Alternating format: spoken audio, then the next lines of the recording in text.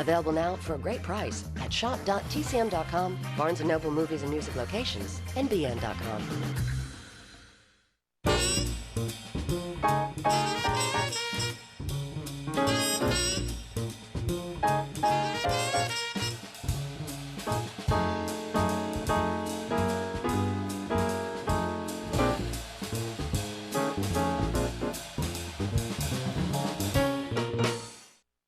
Hi, I'm Robert Osborne. It's time for another edition of our Friday Night Spotlight Festival. And this month we're concentrating on films directed by one of MGM's favorite but least known directors, Charles Walters. And to co-host these is a man who knows all about Chuck Walters, the author of a new biography called Charles Walters, the director who made Hollywood dance. And that's Brent Phillips. Welcome back, Brent. It's great to be back for another week. Nice to have you here for another week.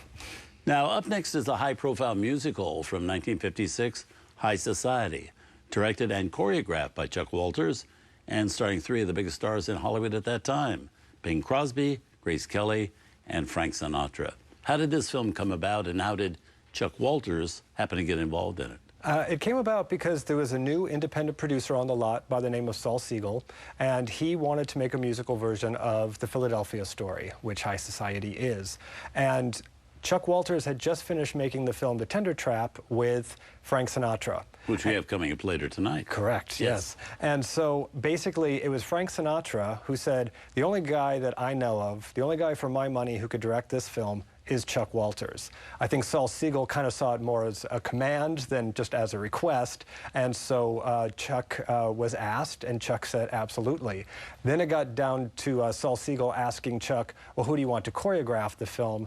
And Chuck basically said, you know what, this is really my bag. These songs, everything's going to be integrated so closely into this movie that I think that I should also choreograph and stage all the musical sequences. And probably Saul Siegel was thinking with his cash register and said, I can get one man for the price of two. Right. And so once again, we have one of these great films where Chuck was able to take full command over the entire production. Mm-hmm. He'd worked with Sinatra before. Yes. But not Grace Kelly or Bing Crosby. No.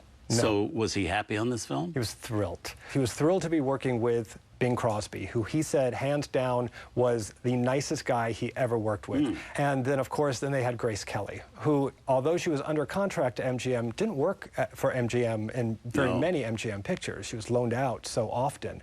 But Frank Sinatra and Bing Crosby adored Grace Kelly, and so did Chuck. He saw somebody who he thought he could really work with her.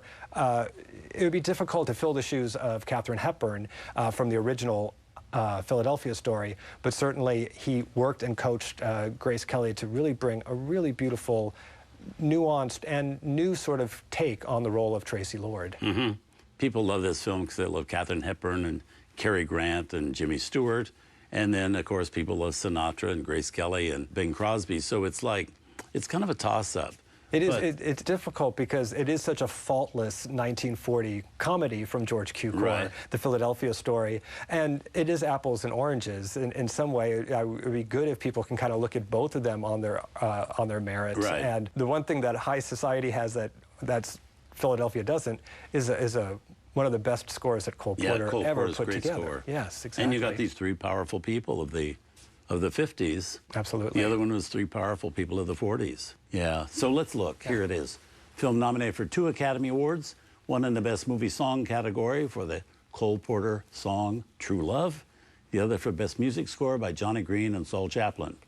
From 1956, here's High Society.